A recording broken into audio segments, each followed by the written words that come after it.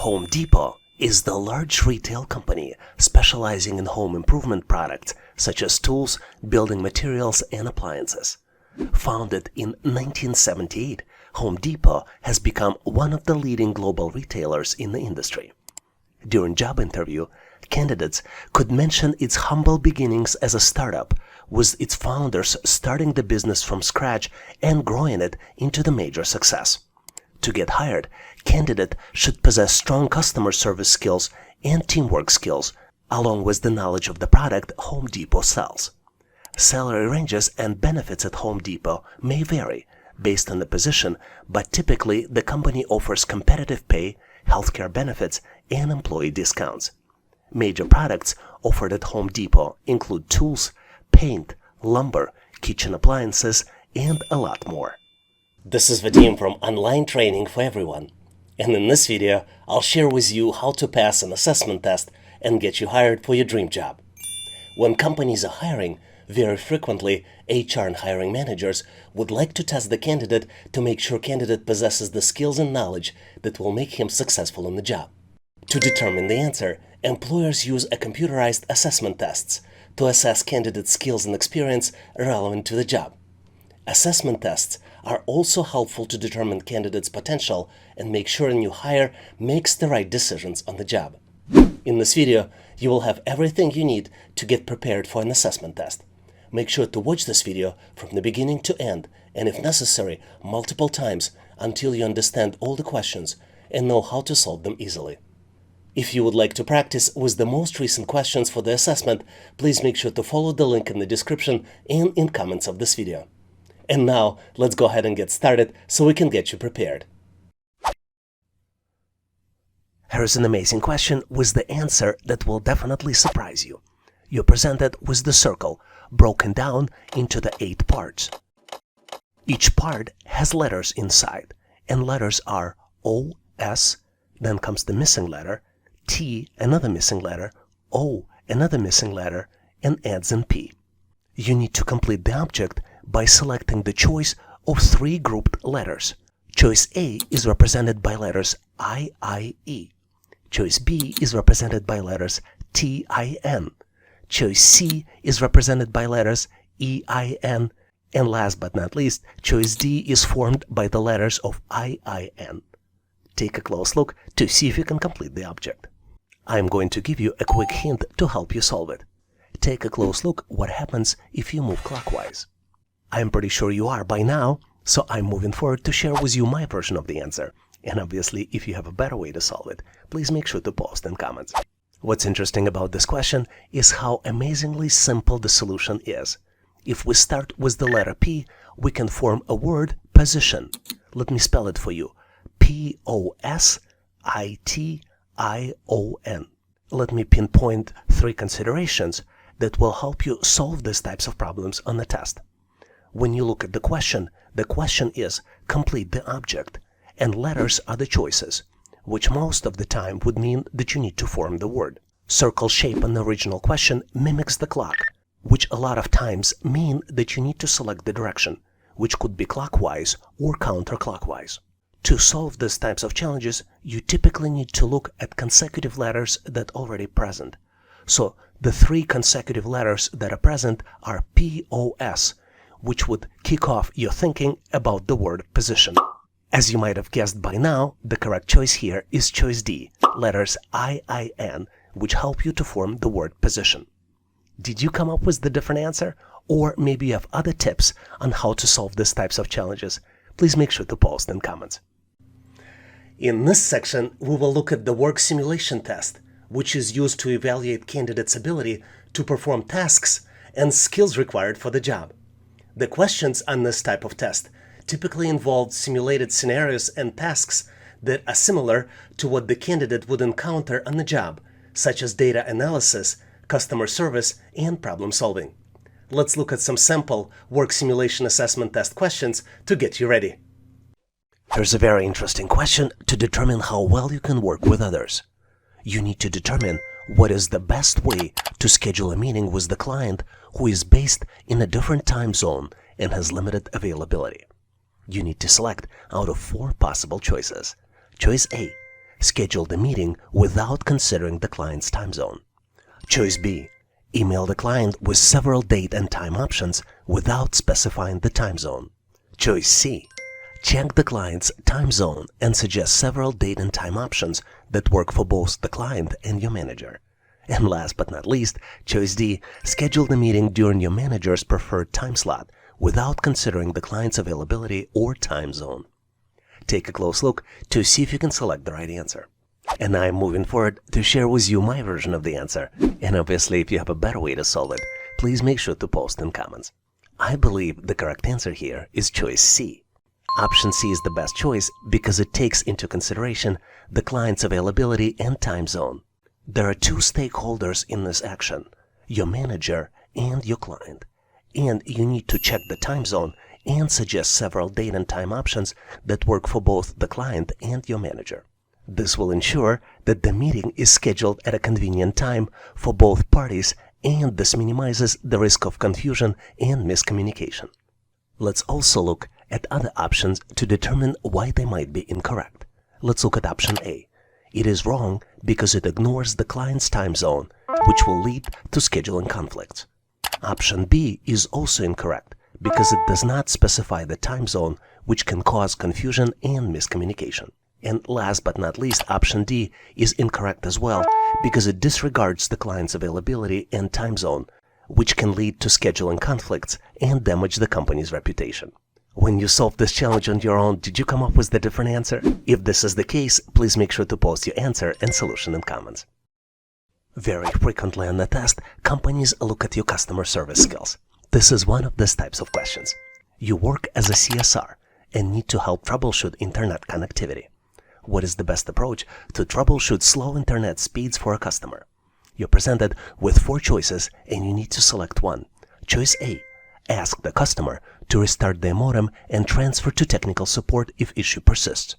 Choice B, ask the customer to restart their computer and transfer to technical support if issue persists. Choice C, ask the customer to check their internet connection and transfer to technical support if the issue persists. And last but not least, choice D, walk the customer through the thorough troubleshooting process, including resetting the modem and computer, checking cables and connections, and testing the internet speeds. Take a close look to see if you can come up with the answer. If you need to pause this video, feel free to do this to reread the answers and select the correct one. On my end, I'm moving forward to share with you my version of the answer. And obviously, if you have a better way to solve it or have a different important considerations, please make sure to bring them up in comments. I believe the correct answer here is choice D. To remind you, in choice D, you would need to walk the customer through a thorough troubleshooting process, including resetting the modem and computer, checking cables and connections, and testing the internet speeds. Only this approach shows your commitment to providing excellent customer service and may even resolve the issue without need for a technical support transfer. One important thing to note, the original question is kind of convoluted and it uses the acronyms. Just to clarify for you, CSR stands for Customer Service Representative. And now let's look at the incorrect choices A, B, and C, to see why they are incorrect. I think those options are incorrect because they only involve asking the customer to perform a single action and then transferring them to technical support. This approach may not resolve the issue and it may result in a customer having to wait longer for the resolution. Did you come up with the different answer? If you did, please make sure to post your answer, considerations, and thought process in comments. Here's a very interesting question on how to provide recommendation to your manager for the new product line. Your manager wants you to provide a recommendation on whether to continue investing in the new product line based on your analysis of the sales data. What is the best approach to analyze the sales data and provide the recommendation? You're presented with 4 different choices. Let's look at each one of them. Choice A, conduct a simple analysis of the sales data and provide recommendation based on initial findings. Choice B, conduct a comprehensive analysis of the sales data, including market trends and competitor data. Provide a recommendation based on your findings. Choice C, provide a recommendation based on personal opinion and expertise without conducting any analysis of the sales data. And last but not least, choice D, provide a recommendation based on the sales data from a similar product line without analyzing the sales data for the new product line. Take a close look to see if you can select the correct answer. Are you ready? Ready or not, I am moving forward to share with you my version of the answer. And obviously, if you have a better way to solve it, please make sure to post in comments. I think the correct answer here is choice B. In choice B, you need to conduct a comprehensive analysis of the sales data, including market trends and competitor data. Provide a recommendation based on your findings. I think this choice is correct because it allows you to provide a thorough understanding of the sales data, ensuring more accurate and informed recommendation. Conducting a comprehensive analysis of the sales data is essential in making an informed decision for your manager. Let's also look at the incorrect choices to determine why they are incorrect. Option A is too simplistic and can get the result in an incomplete assessment of the sales data. Option C is unreliable and can be seen as unprofessional since it's based on personal opinion and experience without any supporting data. And last but not least, choice D is not recommended since it involves using sales data from a similar product line, which may not be relevant to the new product line. Was your answer different? If it was, please make sure to post your answer and solution in comments. In this section, we will look at the most common customer service test questions we typically see on the test. A customer service test is a type of assessment used by employers to evaluate candidates' customer service skills, abilities, and aptitude for dealing with customers. Customer service test assesses various aspects of customer service, such as communication skills, problem-solving abilities, empathy, and professionalism. The typical purpose of the customer service test is to determine candidates' potential for delivering high-quality customer service and their fit for a customer-facing role. This test helps employers to assess how well a candidate can handle customer interactions, resolve issues, and represent the customer in a positive manner. Let's look at some sample customer service test questions we typically see on the test. Here's an interesting question to see how well you would deal with customer service inquiries. A customer is upset because her favorite pizza is currently unavailable. What is the best way to respond? And you're presented with 4 possible choices.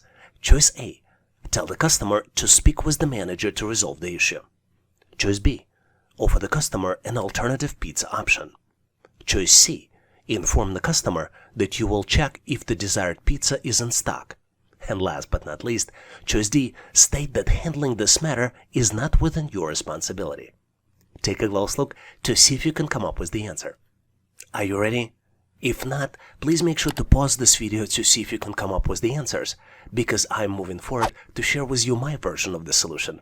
And obviously, if you have a better way to resolve it, please make sure to post in comments. As you might have guessed, this question is not about picking one of the choices. This question is about fundamental customer service principles and how you use them to answer this particular question. You also want to make sure to mention all these principles when you're answering this question in person. So what are those principles? There are 4 of them. Number 1 is acknowledging the customer's disappointment. Because her favorite pizza is not available and you show empathy, this shows your understanding of her feelings. Number 2 principle is providing an immediate alternative option, which shows responsiveness and commitment to helping the customer promptly. Number 3 principle is taking responsibility for finding a solution, which exemplifies ownerships and dedication for you to help resolve customer issue. And last but not least is the principle of offering an alternative. In this case, you can offer alternative pizza, which would demonstrate a proactive approach to addressing the customer concern and finding a suitable resolution. Based on these 4 principles, let's look at the incorrect answers and why you might avoid selecting them. Choice A, tell the customer to speak with the manager to resolve the issue. Using this selection passes the responsibility to the manager and may make customer feel ignored and dismissed, and it is important to take initiative and attempt to assist the customer directly. Choice C, inform the customer that you will check if the desired pizza is in stock, is a good choice. But this is not the best choice. While this response shows some willingness to help, it may leave the customer waiting for the solution. Offering an immediate alternative is a more proactive approach. And last incorrect choice is choice D. State that handling this matter is not within your responsibility. Telling the customer that it's not your responsibility can come across as unhelpful and may lead to further dissatisfaction. You should strive to assist the customer as much as possible within your capacity. So as you might have figured out, I believe that the correct answer to this question is choice B, offer an alternative pizza option. By offering an alternative pizza option, you address the customer's disappointment and demonstrate willingness to help. In addition to the suggestion, you can also offer to search for her favorite pizza flavors in competitor brands.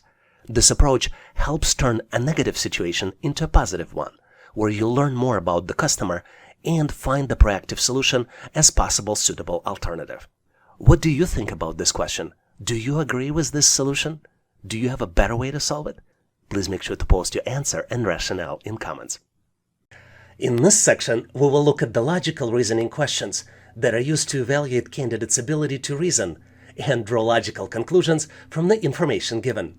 The questions on this type of test typically involve sequences of shapes and numbers, analogies, and deductive reasoning questions. Let's look at some sample logical reasoning assessment test questions to get you prepared. Here's a tricky problem which some might find challenging, but you, being a subscriber to this channel, will solve very easily. You're presented with 3 expressions. Each expression is of a different color. And one of the items in the third expression, which represented by the blue color, is missing. You need to select the missing item, which is currently question mark, out of 4 possible choices. Choices A, B, C, and D. Take a close look to see if you can come up with the answer. Consider pausing this video to see if you need more time to find the solution. On my end, I'm moving forward to share with you my version of the answer, and obviously if you have a better way to solve it, please make sure to post in comments. To solve any challenge, the key is to find the pattern, and this question is no exception. The pattern here is rather unusual, but it still exists. And the pattern here is that there are 3 core shapes represented by objects in the first column. The core objects here are arrow pointing up, star, and the circle. And all remaining objects are just the variations which is created by merging core objects into another object. Let me demonstrate by starting with the red sequence. Red sequence is created by starting with arrow, merging arrow with the star, and then merging the result with the circle. Yellow expression is created by starting with the star, merging it with the circle, and then merging the result with the arrow. And last but not least, blue sequence starts with the circle, completes the merger with the star, and then missing item can be created by doing another merger with the arrow. As you might have noticed, the objects here presented as expressions instead of being a sequence. There's no other reason to do it than just to confuse you. Did you get to the same answer? If not, please post your ideas, solution, and rationale in comments.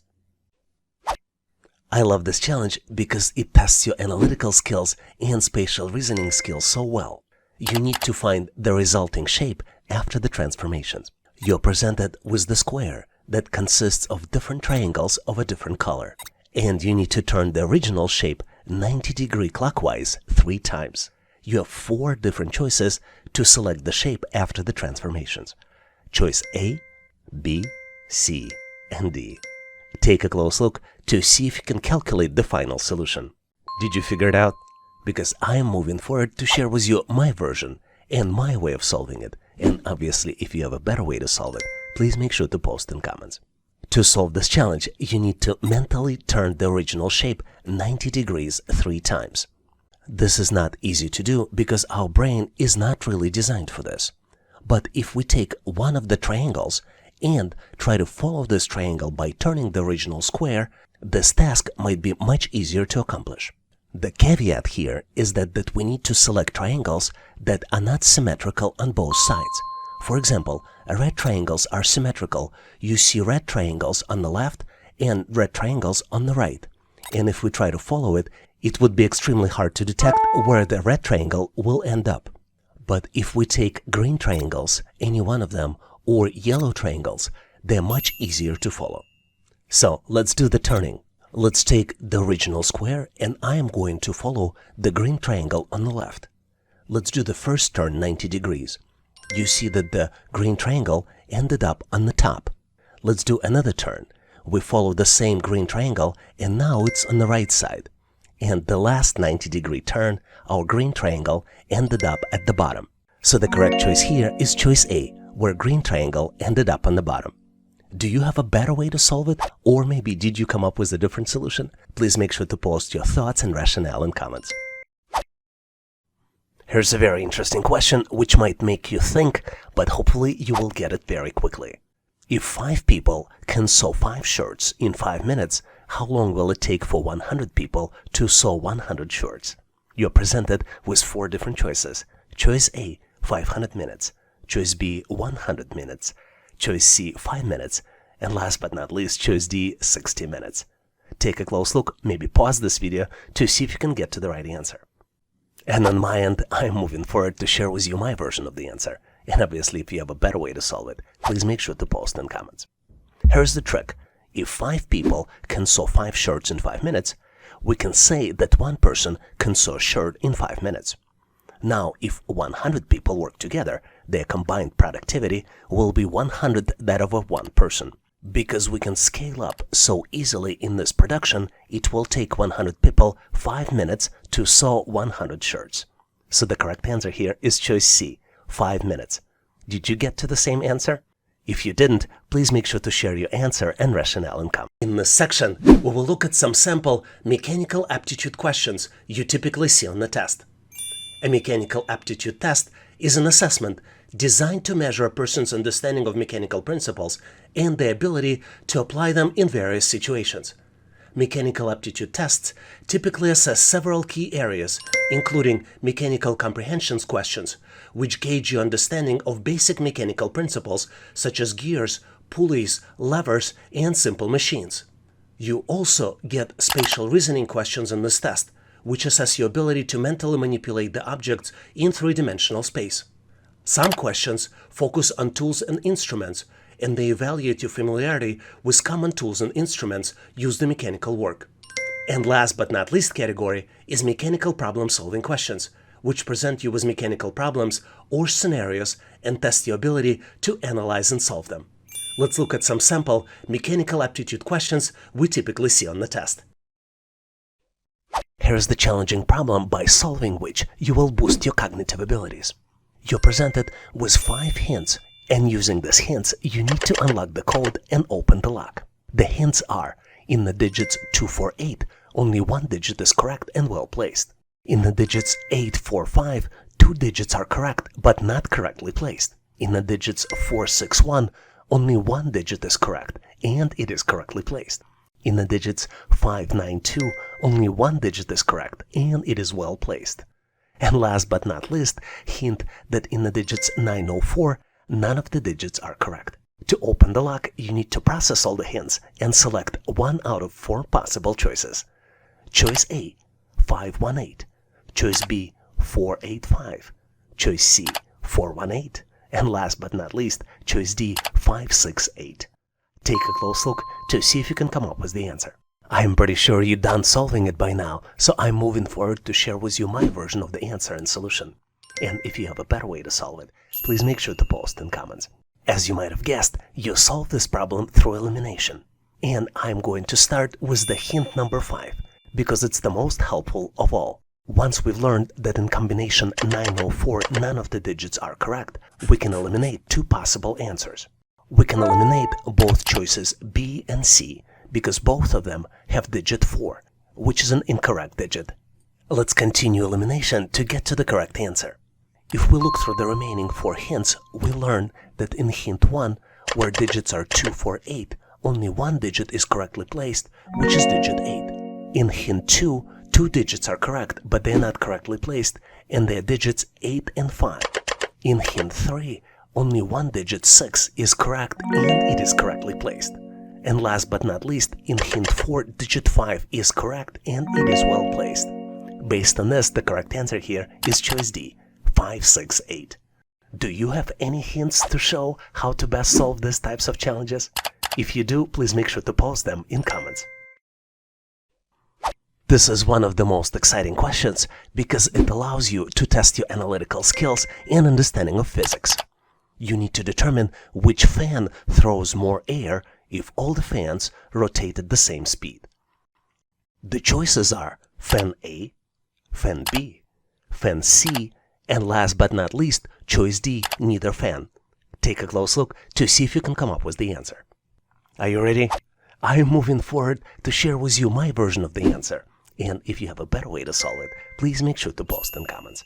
As you might be well aware, there are two key factors to help determine the airflow rate. The first one is the size of the fan's blade, and the second one is rotational speed of the fan, which is measured in RPMs, which stands for revolution per minute. A fan with the larger blades can capture and move more air per revolution compared to the same fan design with the smaller blades. And this is exactly what we're dealing with here in this question. In addition, the rotational speed of the fan affects the airflow design. The higher RPM generally results in a higher airflow rate as the fan blades are able to move through the air at the faster rate. As you can see here, the fans A, B, and C all have the same design. This is why, given the fact that three fans have the same design but different sizes, the fan with the largest size will throw more air compared to the smaller fans. This is why the correct answer here is choice C.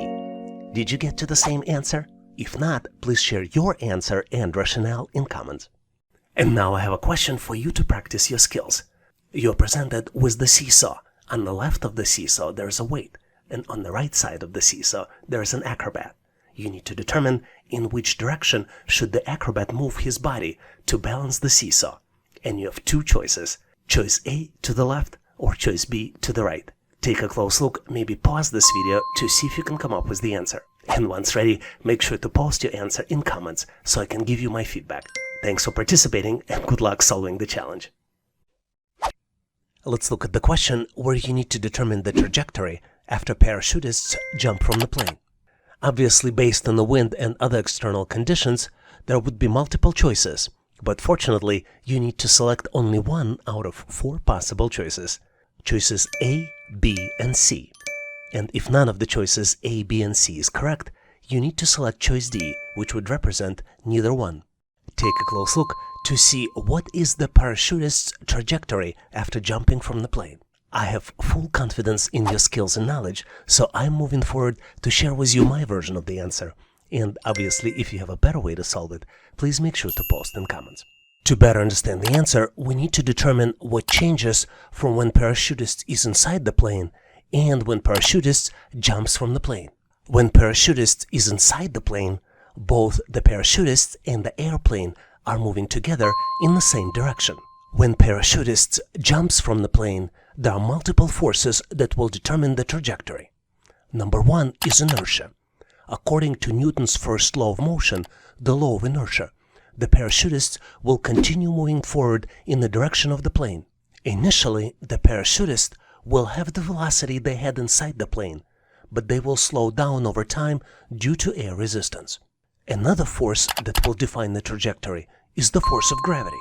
As soon as the parachutist leaves the plane, they will be subject to the force of gravity. Gravity pulls the parachutist downward toward the earth. And the last force that will drive the trajectory would be acceleration due to gravity. Acceleration due to gravity is the force that pulls objects toward the earth. When something is in the air, gravity causes it to fall toward the ground. The acceleration due to gravity is always the same for all objects near the Earth's surface, and it means that objects will fall faster and faster the longer they fall. So let's look closely at what's going to happen after parachutist jumps. After jumping, the parachutist initially maintains the horizontal velocity due to inertia. Once outside the airplane, they accelerate downward due to gravity until they reach terminal velocity. The deployment of the parachute increases air resistance, allowing for controlled descent, allowing parachutists to land safely. The closest answer that describes this solution is choice A. Is this what you got in your answer? If not, please make sure to post your solution and rationale in comments so we can all learn. I love this question because it truly tests your knowledge of mechanical engineering. You're presented with acrobat and the weight on a seesaw. You need to determine in which direction should the acrobat move his body to balance the seesaw. And you only have 2 choices, choice A to the left or choice B to the right. Take a close look to see if you can come up with the answer. On my end, I am moving forward to share with you my version of the answer. And obviously, if you have a better way to solve it, please make sure to post in comments. As you might be well aware, the seesaw is an example of a lever, where fulcrum is between the effort and the load. In our example, we have a weight on the left side of the seesaw and acrobat on the right side of the seesaw. The key principle of balancing the seesaw is when a force is applied to the end of the lever can lift the weight at the other end. For the seesaw to be balanced, the torque applied to the acrobat must increase. Since the acrobat's weight is constant, the only way to increase the input torque is by increasing the distance from the fulcrum. If acrobat moves in the direction B, this will shift the acrobat's center of gravity further from the fulcrum, resulting in a greater torque, thereby balancing it. So the correct answer here is choice B, moving the acrobat to the right. And now I have a question for you to practice your skills. We have 3 different scenarios of person moving the object. Choices A, B, and C. If all items weigh the same, which object would be easiest to move forward if the same person is pushing with equal force? You need to select one out of 4 possible choices. Choices A, B, C, or choice D, neither one. When you solve this challenge, please make sure to post your answer in comments so I can give you my feedback. Thanks for participating and good luck. Here's an amazing problem where you need to exercise your brain and cognitive skills by calculating not just one number, but 2 numbers. You're presented with the scale, and you see that the value of diamond as well as the sum values are missing. And you need to ensure that scale remains balanced by calculating the value of the diamond as well as the sum. And once you've done with your calculations, you need to select out of 4 possible choices. Choice A, values 18 and 96. Choice B, values 12 and 88. Choice C, values 20 and 92. And last but not least, choice D, values 19 and 94. Take a close look, maybe pause this video to see if you can complete the calculations. On my end, I'm moving forward to share with you my version of the calculations. And obviously, if you have a better way to solve it, please make sure to post in comments. To solve this challenge, let's look at the picture closely to better understand what we're dealing with. We're presented with the multi-tier scale, and this scale has 4 tiers: Tier 1, Tier 2, Tier 3, and Tier 4. Scale remains in balance because values on the left side and on the right side are equal, and the values are represented by the total of numbers inside of each shape. For example, circle has number 12, hexagon has number 6, triangle has number 3, and square has number 4. Let's look closely at Tier 3 to better understand how this tier remains in balance. As I already mentioned, each tier remains in balance because the numbers are equal on both sides.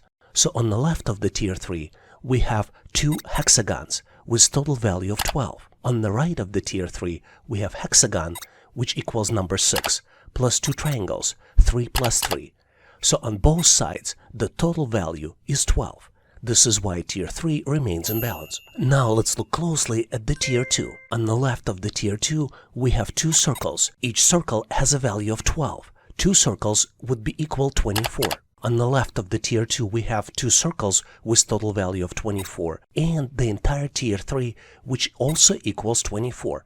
This what keeps Tier 2 in balance. Now, knowing this logic, we can calculate the missing value on Tier 4. Because Tier 4 needs to remain in balance, the value of 12 plus 6 should be equal to the missing value, which means that the missing value is 18. And the total sum will be calculated as the sum of all the numbers.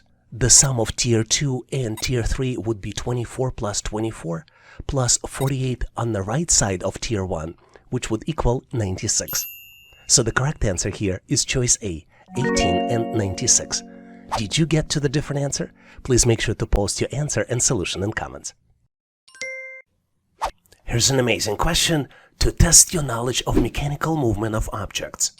You're presented with the picture of person moving the object, and you need to determine if all objects weigh the same, which one will be easiest to move forward if the same person is pushing with equal force. You need to select one out of 4 possible choices. Choice A, person moving forward a cube. Choice B, person moving forward a hexagon. Choice C, person moving forward a ball. And last but not least is neither one. Take a close look to see if you can come up with the answer. On my end, I'm moving forward to share with you my version of the solution. And obviously, if you have a better way to solve it, please make sure to post in comments.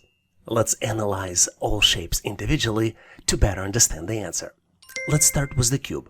Cube typically has a symmetrical weight distribution, which can contribute to its stability when moving on the ground. However, due to its edges and corners, a cube can experience higher levels of friction when compared to objects with rounded shapes and will be hard to roll.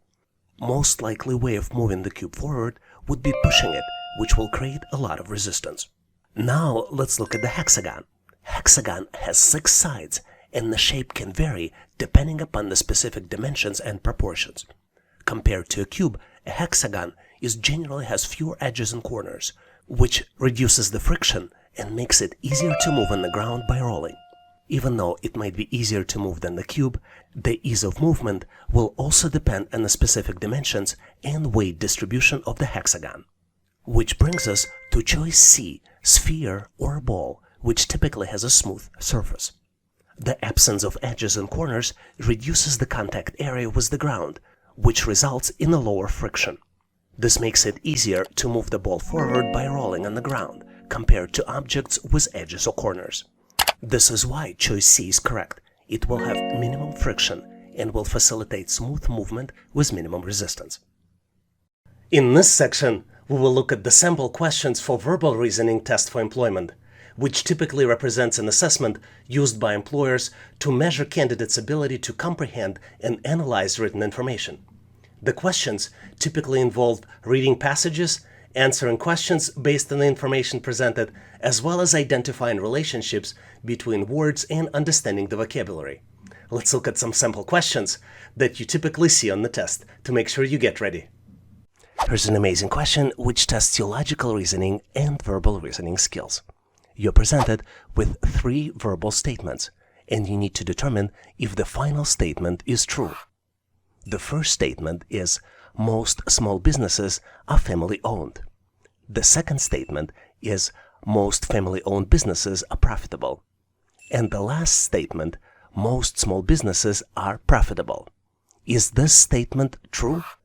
You need to select out of 3 possible choices. Choice A, yes. Choice B, no. And last but not least, choice C is uncertain. Take a close look to see if you can come up with the solution. Are you ready? Because on my end, I'm moving forward to share with you my version of the answer. And obviously, if you have a better way to solve it, please make sure to post in comments. I believe the correct answer here is A, yes, which means that most small businesses are profitable, and this is the accurate statement.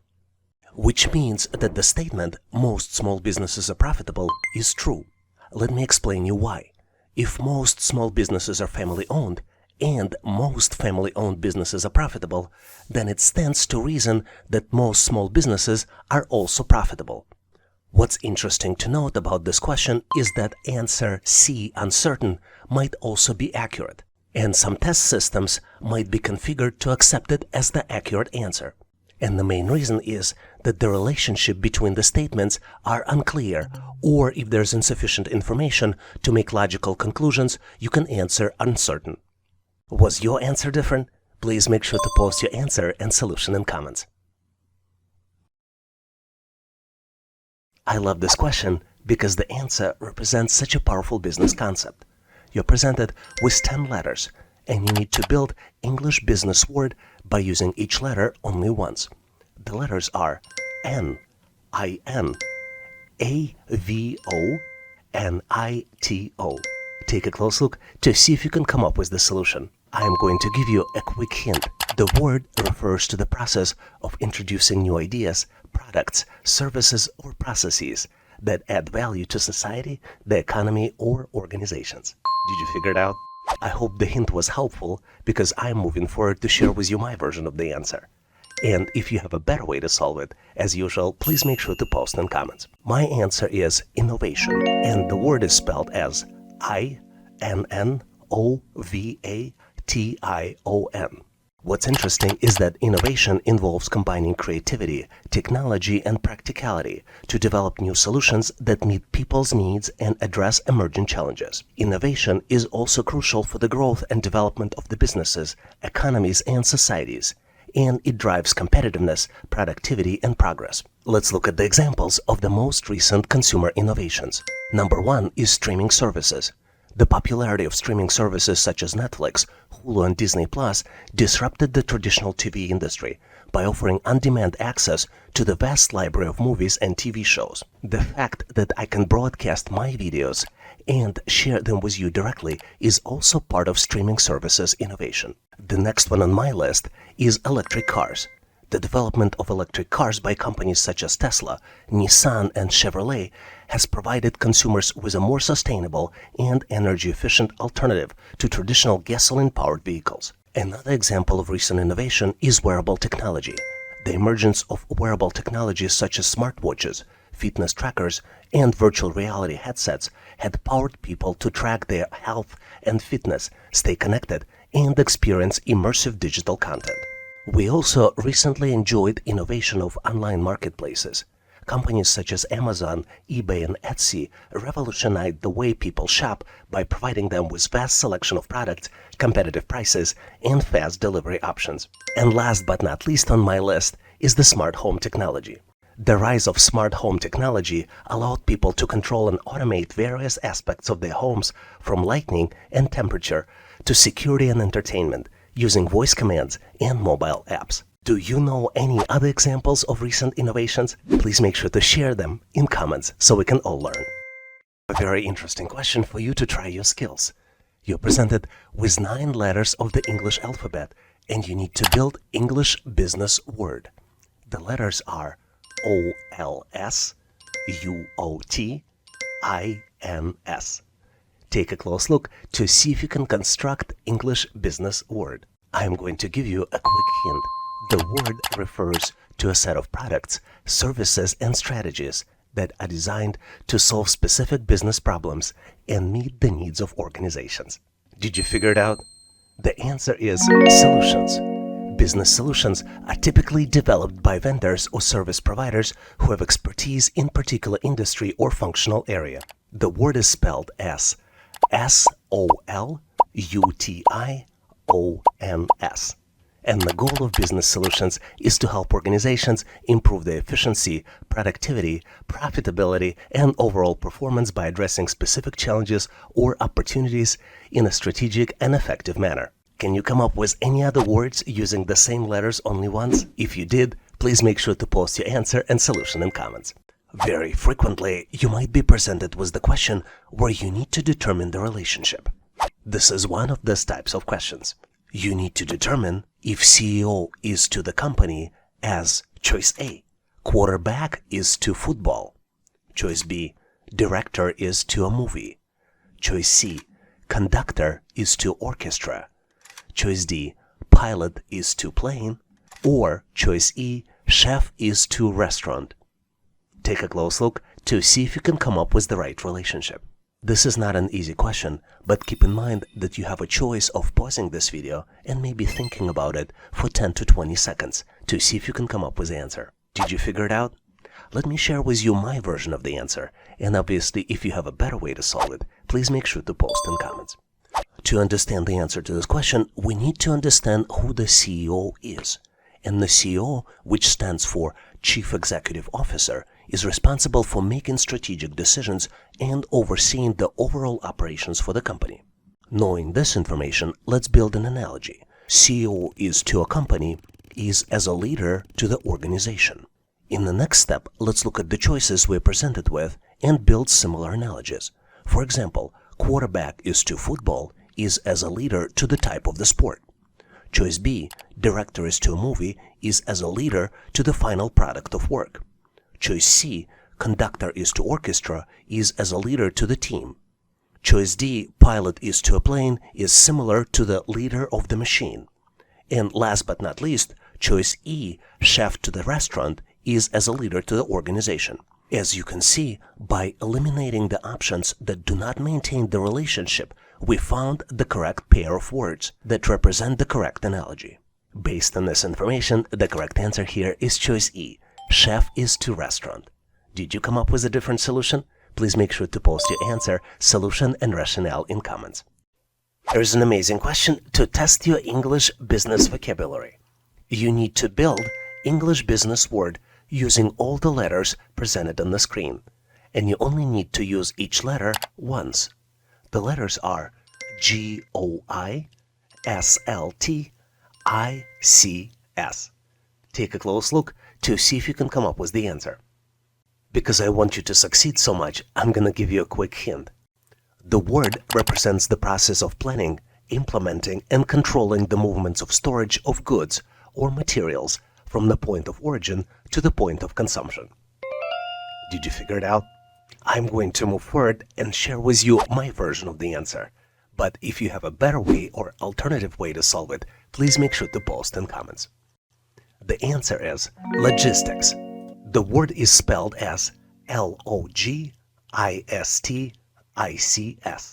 To get better at solving these types of challenges, try to visualize the word and try different combinations. For example, if you look at original 9 letters, you will see that if we start from the middle, you can start building the word L-O-G, and then you build the remainder of the word to get to the correct answer. Do you have any other tips, tricks, or techniques that can help you solve these types of challenges? Please make sure to post them in comments. In this section, we will look at the personality assessment test questions.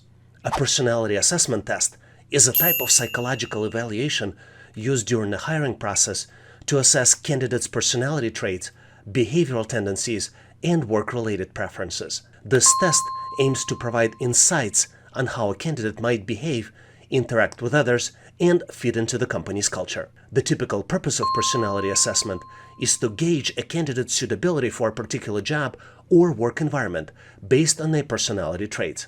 Personality assessment test helps employers to identify individuals who possess the desired characteristics and align with the organizational values. Let's look at some sample personality assessment test questions we typically see on the test. Here's a very interesting question which you cannot just answer because you need a strategy and approach on how to answer. You need to select from 2 statements, one that best describes you and one that describes you the least. And your choices for selections are: choice A, I should have all the information before making a decision. Choice B, I easily communicate with people. Choice C, I like to take responsibility for my team. And last but not least, choice D, I prefer long-term projects over short-term ones. Take a close look to see if you can come up with the answer. And more importantly, you need to decide on what type of considerations you would choose to answer this particular question. On my end, I am moving forward to share with you my version of the answer. And obviously, if you have a better way to solve it, please make sure to post in comments. I think is that the most important consideration here to answer this question is job relevance. You need to consider the requirements and responsibilities of the role that you're applying for. For example, one differentiation might be individual contributor role versus a leadership role. By doing this differentiation, the describe me the most will identify statements that will demonstrate the good fit for the particular job position. And for describe me the least will provide reasons why, based on the position, this may not be applicable. And obviously, you would need to support the answer with the examples from your past career. Let's look at how you might consider answering this question if you're applying for individual contributor jobs. The individual contributor jobs is where you as individual responsible for the outcomes. Samples of these jobs might be data analyst, research scientist, software engineer, quality assurance specialist, financial analyst, technical writer, graphics designer, and a lot of others. Here the preferential answers would be choices A and D. Let's look at choice A first. Choice A, I should have all the information before making the decision. The statement for individual contributor job suggests a preference for thoughtfulness and careful decision making. In an individual contributor role, it's important to be detailed-oriented and make informed decisions based on available information. This trait can be valuable in roles that require precise execution and attention to details. Choice D, I prefer long-term projects over short-term ones, is also preferred for individual contributor roles. This statement indicates a preference for working on the projects that have longer duration. In an individual contributor role, this trait may be beneficial for tasks or projects that require patience, persistence, and focus on long-term goals. It suggests an ability to sustain effort and commitment over the extended periods of time. Now, if you're applying for leadership position, you might consider choosing choices B and C as the ones that would represent you as a candidate for this position. Leadership positions are positions like team lead, project manager, director, vice president, department manager, sales manager, marketing manager, operations managers, human resources manager, and a lot of others. Let's look at both choices B and C individually to see why selecting them might be beneficial when applying for leadership positions. Choice B, I easily communicate with people. This statement highlights strong interpersonal communication skills, which are essential for a leadership position. Effective communication is crucial for building relationships, conveying information, and motivating and influencing others. Strong communication skills can contribute for successful leadership and collaboration within the team. Choice C, I like to take responsibility for my team, highlights the desire to take ownership and accountability for the success in the team. In a leadership position, the ability to assume responsibility, provide guidance, and support team members is crucial.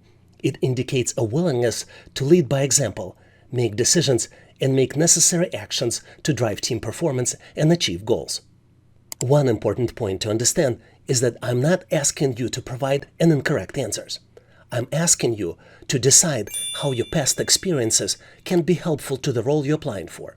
There is a valid you selected to apply for this particular position, and the reason is because you believe your qualifications are aligned with position description.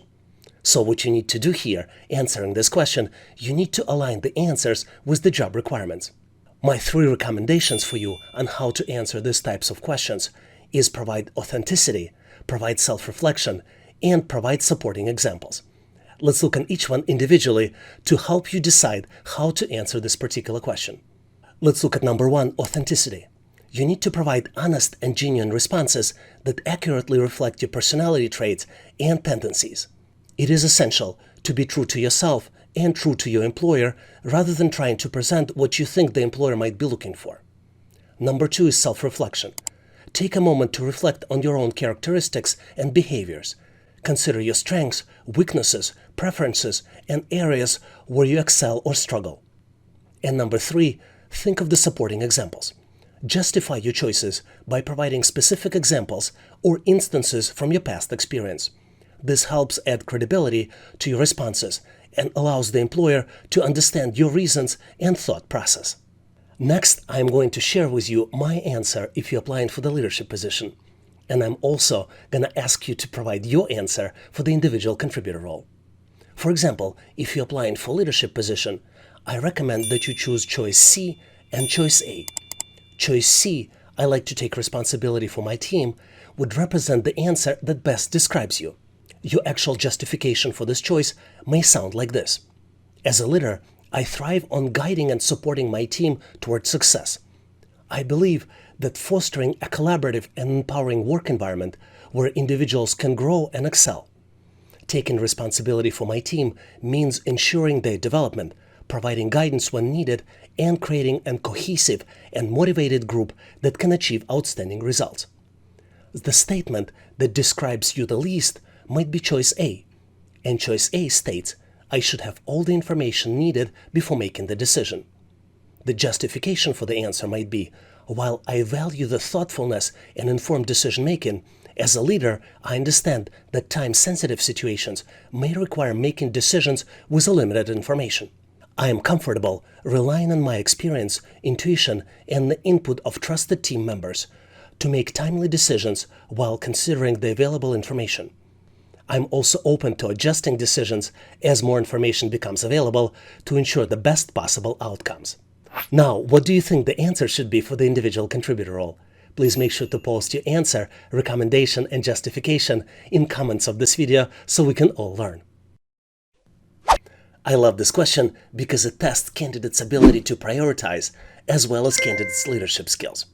You're presented with the question where you need to select 2 statements. One statement that best describes you and another that describes you the least. The 4 possible answers to this question would be A. I can organize my work schedule by myself. Choice B. I work even better when everything goes wrong. Choice C. I think small details are important. And last but not least, choice D. I like to be best player on my team. Take a close look to see if you can come up with 2 answers.